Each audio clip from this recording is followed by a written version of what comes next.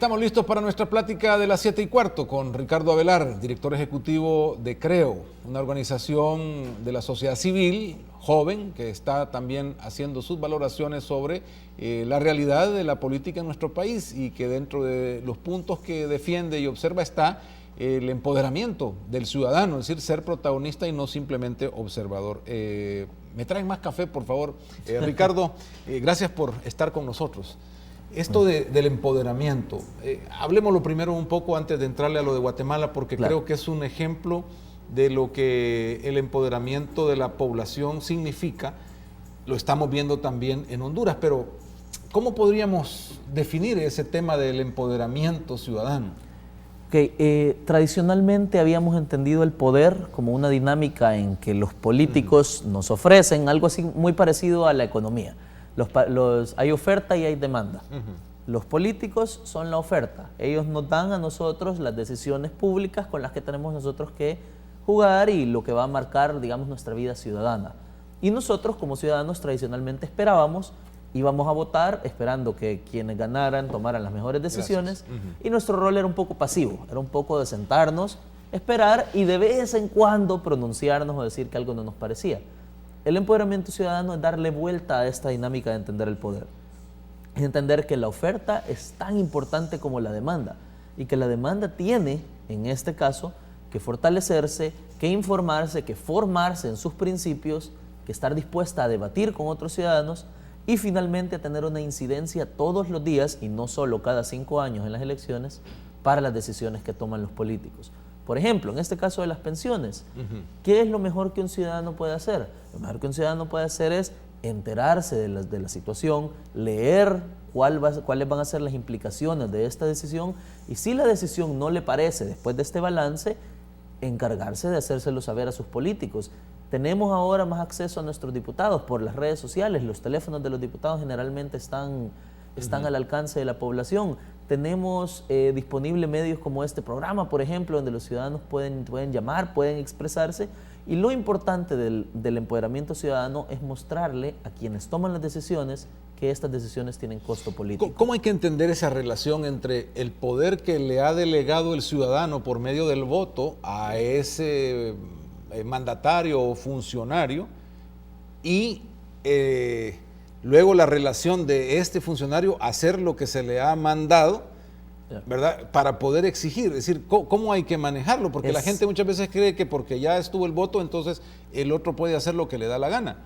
No, la relación es la misma relación que habría entre un empleado y un trabajador, entre un empleador y un empleado, perdón. La relación es, cuando yo contrato a una persona, yo no dejo a esa persona por el año que dura el contrato y vuelvo el siguiente año a ver qué tal y que me cuente de forma proselitista cómo fue el trabajo. Yo estoy todos los días vigilándole, porque lo que el ciudadano no ha entendido es que no solo es su dinero el que está en juego cuando le delega labores a un político. Es su destino, es su futuro, es la posibilidad de encontrar un empleo, es la posibilidad de llegar a casa tranquilamente, es el hecho de que no se desvíen los fondos para seguridad, salud y educación en lujos de políticos. Es decir, eso es lo que está en juego. Entonces la relación no debería ser de vuelvo en 5 años a ver cómo lo hiciste. La relación debería ser todos los días estoy viendo qué está haciendo mi funcionario, porque es mi empleado. Y más allá del romanticismo que suena esto supone que el ciudadano en la política no solo es un acomodado que vota, tiene una responsabilidad fuerte. Y el costo de no cumplir esta responsabilidad es vivir en un país como el país que vivimos o al que nos estamos encaminando. ¿Cómo está Guatemala en esto? ¿Qué has visto que haya cambiado? ¿Cuáles son las evaluaciones que han hecho respecto a este tema? Guatemala, antes de empezar a cómo está, hay que hablar un poco de dónde venía. Guatemala era una sociedad muy dormida.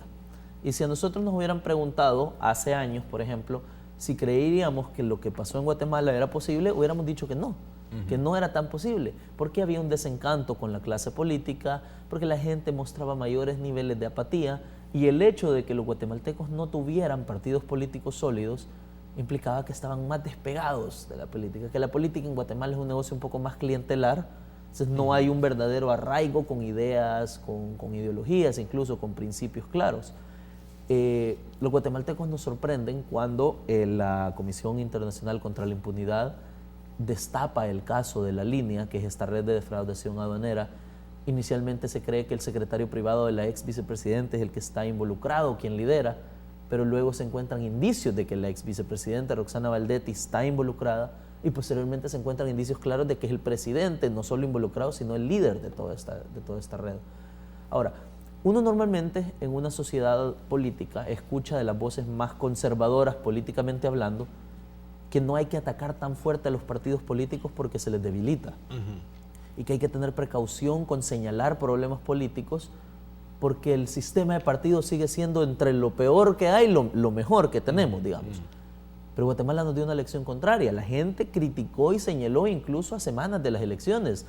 El 27 de agosto es la protesta más grande que tienen ellos, a 10 días de las elecciones. Es una protesta que concentra 120,000 personas en la plaza central y más de 20,000 personas en el interior del país. Es decir, una protesta masiva. La gente está saliendo a las calles. El miedo que le daba a los guatemaltecos es que a partir de esto se generara una gran ola de voto nulo, se generara poca afluencia electoral y los partidos quedaran debilitados, permitiendo entonces que se fortalecieran liderazgos personalistas. ¿Qué obtuvo Guatemala de este proceso? El 6 de septiembre, las elecciones de Guatemala fueron las elecciones con más participación en la historia reciente, un 70.39%, o sea, 7 de cada 10 chapines fueron a votar. El voto nulo más bajo en la historia reciente, con 4.5%. Un proceso ordenado, un proceso ciudadano limpio, un proceso que le genera mucho optimismo a un país que ya no está dispuesto a dejarse mandar por la misma forma de hacer política. Y Guatemala nos da una lección de empoderamiento ciudadano. Guatemala le dice al mundo, los candidatos de Guatemala realmente no eran lo mejor que uno podría esperar, distan mucho de ser decentes, pero Guatemala dice, no importa tanto quién nos gobierne, sino las reglas con que lo haga. Que los ciudadanos estén pendientes, que los ciudadanos sean árbitros del proceso. Este es el aporte. ¿Cómo será ahora ese proceso de gobernabilidad en Guatemala? Y lo digo porque aquí apenas, en algún pequeño esfuerzo de empoderamiento, la crítica inmediata es, o la acusación es, desestabilización del gobierno, sí, o del status quo del gobierno. Tradicionalmente se creía que la ventaja que tenía El Salvador es que su sistema de partidos es fuerte. El Salvador tiene un sistema de partidos muy sólido, muy arraigado en la sociedad. Y se decía, bueno, esto le da certidumbre al sistema, esto le da estabilidad, por decirlo así. El problema de esto es que cuando un sistema de partidos está demasiado arraigado en la población y los partidos tradicionalmente son opuestos o ideológicamente opuestos, esto lo que genera es una visión selectiva de la realidad. En El Salvador nos cuesta ver la corrupción como corrupción, la entendemos como corrupción de este lado. Entonces, por ejemplo, si el político más cercano a una persona de pensamiento de izquierdas está siendo corrupto, para toda la derecha esto va a ser fácilmente condenable y toda la derecha se va a ir encima. Pero la izquierda va a ser muy defensora de esto. Caso contrario, si el político en cuestión tuviera un escándalo de corrupción y fuera de pensamiento de derechas, la izquierda lo va a señalar de la forma más audaz posible. Bueno, así ha sido. Así ha sido. Lo estamos viendo. Y la derecha va a ser muy torpe al señalarlo. Entonces lo que tenemos en El Salvador es un manejo selectivo de la realidad. Es el hecho de decir, como parafraseando a un dictador peruano del siglo XIX, para mis amigos todo, para mis enemigos la ley. En El Salvador todavía tenemos un pensamiento un poco gregario, de decir, si el corrupto es de mi lado no lo voy a señalar porque la ropa sucia se lava en casa. Eso le hace muchísimo daño a un sistema político. El partidizar la corrupción, por así decirlo, el ver que la corrupción solo le pertenece a uno o a otro, nos vuelve ciudadanos ciegos, nos vuelve ciudadanos torpes y nos vuelve ciudadanos crédulos. Y en lugar de cuestionar al político, le aplaudimos porque nos da miedo que si no gana este, nos puede venir el siguiente. Eso es lo que han entendido en Guatemala.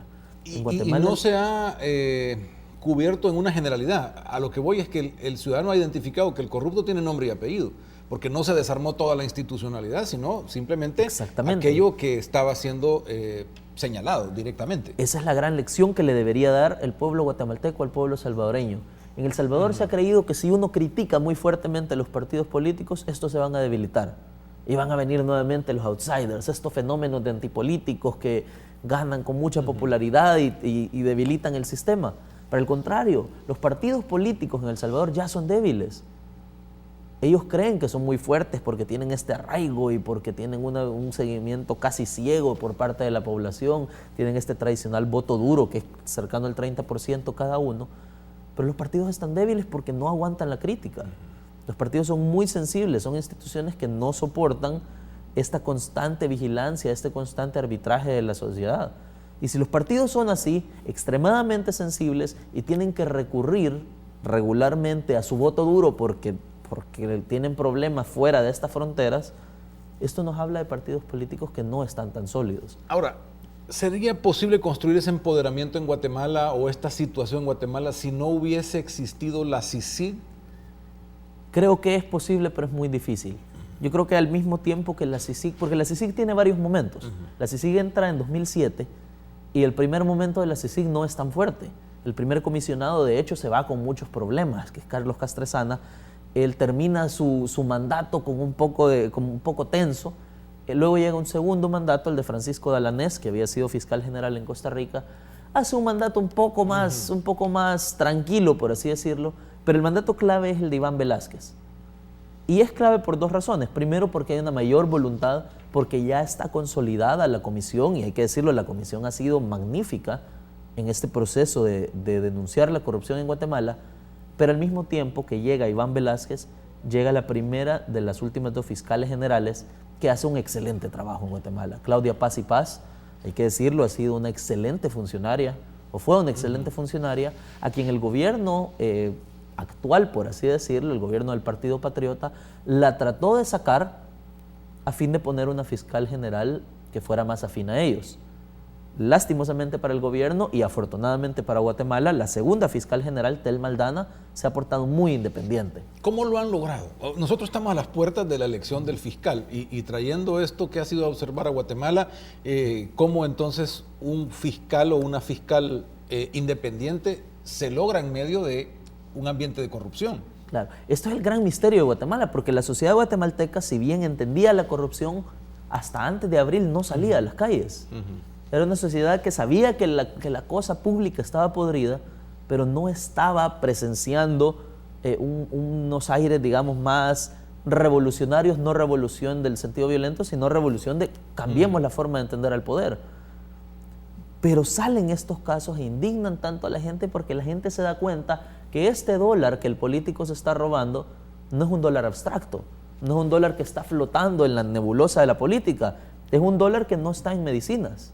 Es un dólar que no está en la construcción de nuevas escuelas. Los guatemaltecos entendieron que la corrupción mata. Y este tema es el que los ha hecho salir a la calle. Pero al final, el soporte institucional, el tener un fiscal general que está más preocupado por trabajar, por llegar a que los casos se persigan, que un fiscal que esté preocupado por aparecer en los medios, esto ha sido clave para Guatemala. Y esta debería ser la gran lección, que los funcionarios idóneos no solo son idóneos porque aparecen más en los medios, no solo son idóneos porque dan buenas declaraciones, son idóneos porque son independientes, porque muestran resultados y porque están dispuestos a enfrentar a la sociedad en caso de cuestionamientos. ¿Es realmente una primavera para Guatemala, como dicen en este momento? ¿Y podría convertirse en una primavera para el Triángulo Norte, viendo que Honduras también está de alguna manera empoderándose como población? Ojalá que lo sea. Ojalá primero para Guatemala que esto sea. El gran problema que mencionaban, y lo escuchamos varias veces cuando estábamos en las elecciones, es que nos decían no se puede ser ciudadano 24 horas. La gente tiene que salir a trabajar, la gente tiene que salir a producir. Ojalá que los guatemaltecos puedan encontrar ese espacio necesario de tiempo, de dinero, de esfuerzo que requiere el ser un ciudadano activo, porque al final es una inversión que les trae mejores resultados, les trae políticos controlados. Como decía un periodista hace poco en un evento que tuvimos, el mejor político es el político vigilado. Ojalá que para los guatemaltecos esto sea una primavera y ahorita afortunadamente solo depende de ellos. Solo depende, ya está en su lado de la cancha el balón. Para los salvadoreños, ojalá que el ejemplo sea claro. Basta con abrir los periódicos y darnos cuenta que vivimos muy lejos de estar en el país que quisiéramos, el país que nos merecemos, y peor aún, el país que estamos financiando, el país que financiamos con nuestros impuestos, no se parece al país que nos devuelven. Entonces, es momento ya de despertar y es momento de salir de esta lealtad partidaria que nos tiene ya en una necedad. Te hablaba de la primavera, pues, porque debería ser como un resurgir importante, pero de fondo sabemos que en Guatemala las cosas no han cambiado solo por el tema de Otto Pérez en la cárcel. Hablando del financiamiento de los partidos y de los candidatos, de los grupos criminales detrás de la política, y esto cómo lo están manejando. Bueno, hay antes de las elecciones, alrededor de 2 o 3 semanas antes, la CICIG hace junto a algunos académicos una presentación sobre un informe que hace de financiamiento de partidos políticos y básicamente deja en claro lo que ya la gente en Guatemala comentaba. El crimen organizado está muy metido en la política ahí. Y es claro, el crimen organizado financia, digamos, o presuntamente, pues es lo que se cree, financia a los principales partidos como una forma de tener un seguro a la hora de que cualquiera gane. Y cuando éste gane, tiene una forma de cobrarlo, ya sea diciéndole, me ayudas o al menos no me entorpeces. Eso es bien difícil de cambiar en una sociedad. Es bien difícil de cambiar porque uno requiere una reforma integral de partidos políticos, que fue la que bloqueó el gobierno antes de las elecciones, y 2, requiere que las instituciones se pongan a trabajar y empiecen a limitar este actuar de los partidos. Pero yo creo que los guatemaltecos al menos van un poco más preparados a estas batallas, van un poco más preparados porque las consignas no solo eran renuncia ya al presidente, las consignas eran queremos reforma. Por un momento decían, en estas condiciones no queremos elecciones, y al final tuvieron sus elecciones, pero sigue presente la primera parte del enunciado. Esas condiciones ya no las quieren. Ellos están dispuestos a vigilar un poco más de cerca a sus políticos, y ojalá que en El Salvador tuviéramos esto. Los partidos se han resistido a contarnos cómo los financian. Si recordamos, hace unos años que aprobaron la ley de partidos, era una ley débil, era una ley chueca. No tenía este componente de sepamos quién le da dinero y con quién se comprometen nuestros políticos. Si nosotros esperamos que esta reforma venga únicamente por la vía judicial y que luego los diputados se pongan la mano en la conciencia y decidan darnos una ley completa, vamos a poder esperar toda la vida. Si queremos una buena ley, hay que hacer como se hizo para la ley de acceso a la información pública. Construyámosla entre ciudadanos, fortalezcámosla, vayamos a contarle a toda la gente de qué se trata y pongámosle la barra del costo político muy alta. Si no aprueban una ley en que nos diga de dónde sacan el dinero los partidos, no los votamos. Y ese es el verdadero empoderamiento ciudadano. Ricardo, en esta observación allá en Guatemala, ¿qué se puede hablar también de la calidad de la política después de este evento o tras este evento o en este evento? Algunos dicen, bueno, Guatemala con un cómico de presidente, ¿cómo hay que evaluar estas cosas? Eso es lo realmente negativo para Guatemala. Guatemala estaba entre, como se dice popularmente, eligiendo el árbol de donde se iban a ahorcar. Tenían por un lado a Jimmy Morales. Jimmy Morales es un fenómeno de outsider en política. Y estos fenómenos son complicados y son negativos en algunos casos, porque es una persona que, aprovechando el descontento que hay en la sociedad, decide correr con una plataforma independiente, por así decirlo, un tipo con un background de comediante. ¿No es un sinónimo de empoderamiento ese? Solo para...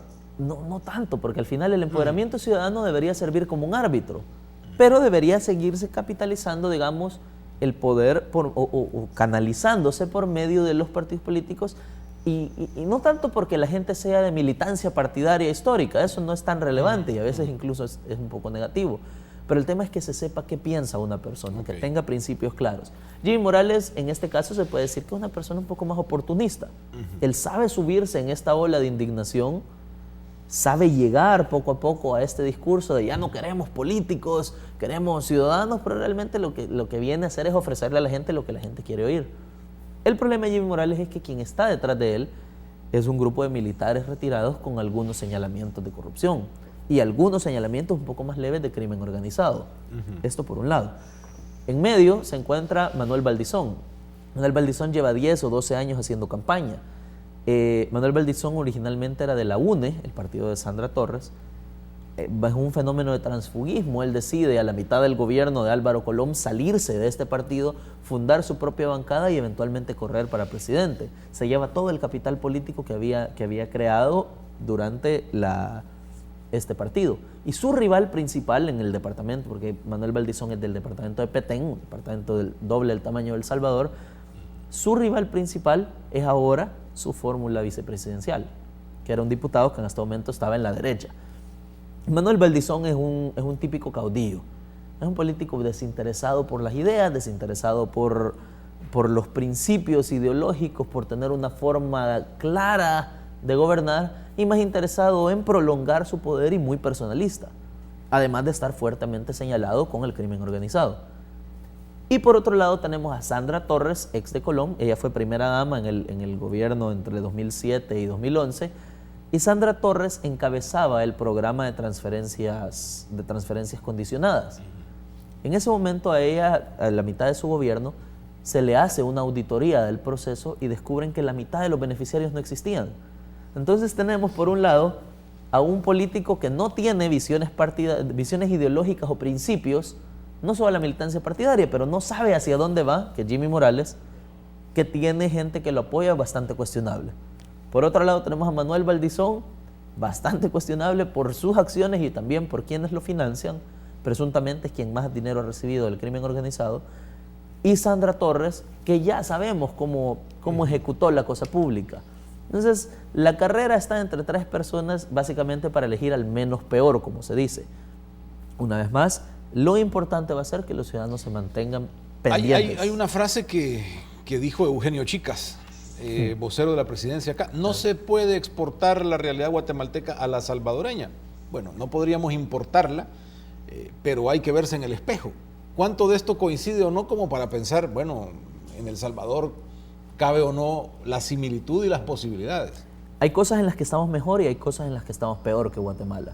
Yo creo que el entramado institucional que han logrado construir con la CICIG y cómo la CICIG y su investigación independiente ha empoderado a la Fiscalía General de la República en Guatemala, esto debería ser la primera lección para El Salvador. Por favor, elijamos fiscales que sean honestos, serios, decentes, que hagan un trabajo independiente y que se comprometan con perseguir la corrupción, sea quien sea, que no estén pensando solamente en la reelección, en tener, digamos, un rédito político.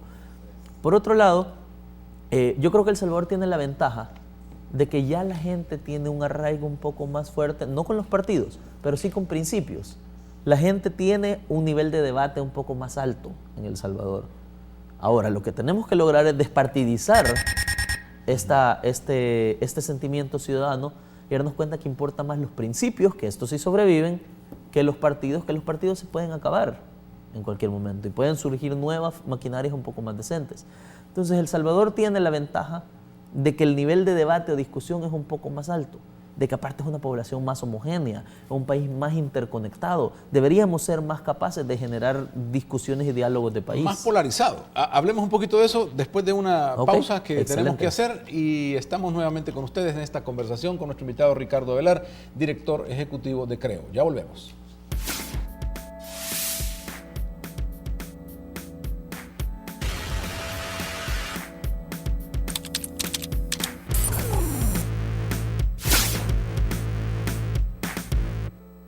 Me llevaron y me dijeron que era diabético.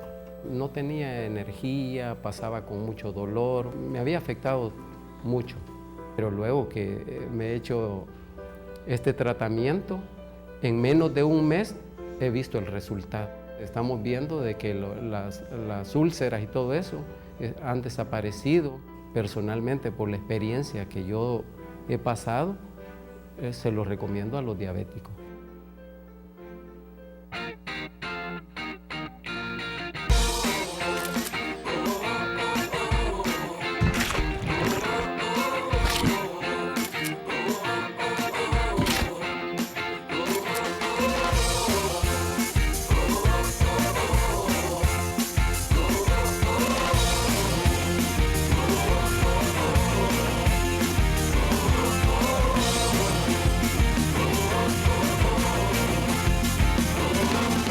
del Río es pura diversión.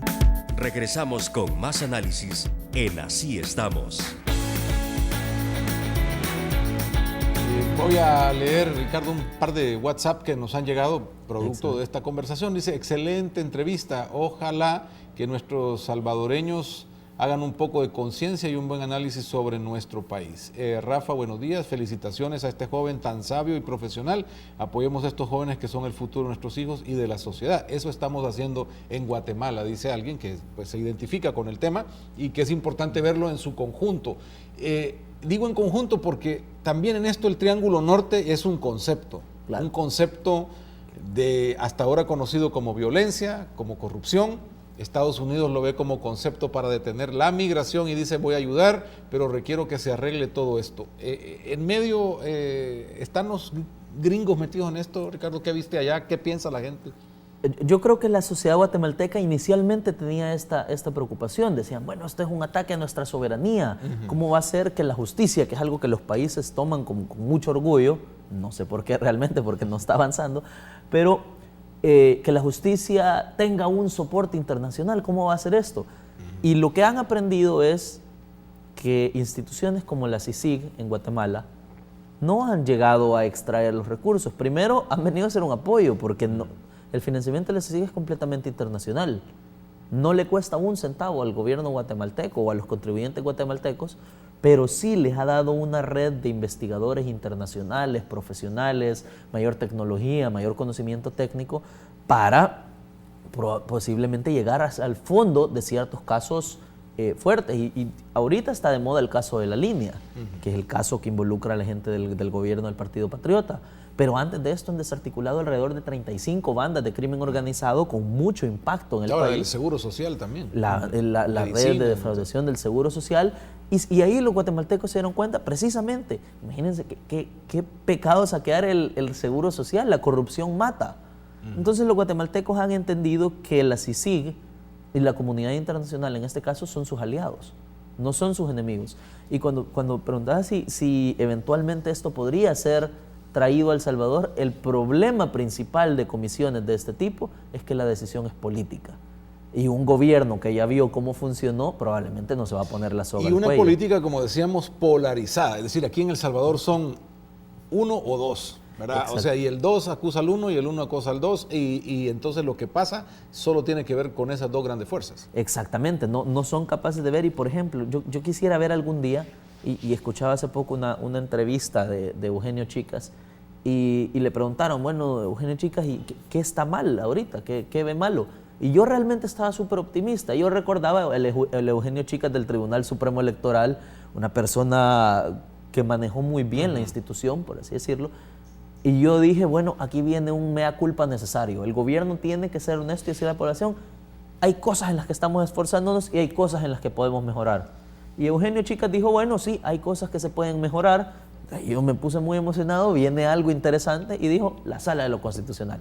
Entonces, si seguimos con esta retórica de que hay buenos y malos, de que hay blancos y negros, de que hay gente que hay que apoyar ciegamente y gente a la que hay que criticar ciegamente, lo que vamos a llegar es a nunca poder despartidizar la corrupción como se hizo en Guatemala. Nunca le vamos a poder quitar el color político y darnos cuenta que el corrupto al final luce igual en todos los partidos. No solo blanco y negro, sino dos sistemas de vida. Totalmente. Y hablo esto porque en Guatemala ya se oye que Jimmy Morales ofrece una constituyente. Ya, eso es el gran problema que tienen los guatemaltecos ahorita. El problema que tienen es que los políticos en Guatemala, al no haber algo tan fortalecido o algo tan formado, básicamente refundan el Estado cada vez que llegan al gobierno. Y si uno estudia los últimos presidentes de Guatemala, si uno mira en El Salvador, hemos tenido péndulos un poco largos, ¿sí? Gobierna un partido de derecha 20 años. Luego tenemos al menos 10 años, no sabemos qué va a pasar, pero tenemos 10 años de un partido de izquierda, con sus matices y demás. Y así ha sido un péndulo un poco más largo, un poco más estable. En Guatemala lo que tenemos es, este gobierno se creía un gobierno de derecha. El anterior era un gobierno socialdemócrata, como se identificaban ellos. El anterior había sido un gobierno de derecha un poquito más moderada. El anterior era una izquierda populista. El anterior había sido de derecha también. Entonces Guatemala está como en un zigzag ideológico. Ese es el problema que tienen ellos, que no sientan bases de política pública, y ese es el problema que nos está empezando a pasar en El Salvador. Desde hace algunos gobiernos, El Salvador se divorcia de las políticas públicas. Veamos el caso de seguridad. No hay planes a largo plazo, no hay evidencia. Lo que hay son políticas o programas que nos permitan sacar una foto, anunciarlo felices, sacarle varios spots en horas pico en la televisión y ver cómo nos va hasta que se nos ocurre el siguiente. Y eso es negativísimo para un país. Ricardo, muchísimas gracias por habernos visitado. Muchas ha sido un gracias por verdadero la gusto invitación. contar con tu presencia al programa y Muchas esta gracias. plática. Excelente observación del caso guatemalteco Gracias. y sabíamos que podíamos tener importantes detalles de lo que ha pasado allá. Muchas gracias. Muchas gracias por la invitación y de verdad vale la pena hacer un llamado a la sociedad civil a que no miren la política desde lejos, de atrás del vidrio, como es en la Asamblea Legislativa, que no se vean a sí mismos como observadores del proceso, sino como actores. Que aprendamos lo mejor de Guatemala para evitar llegar a lo peor que tiene Guatemala. Muchas gracias, Ricardo, nuevamente. Vamos al tráfico rapidito. Le decimos por dónde ir y no ir. Gracias. Muy amable, Ricardo. Gracias. Estás viendo Así estamos con Rafael Domínguez.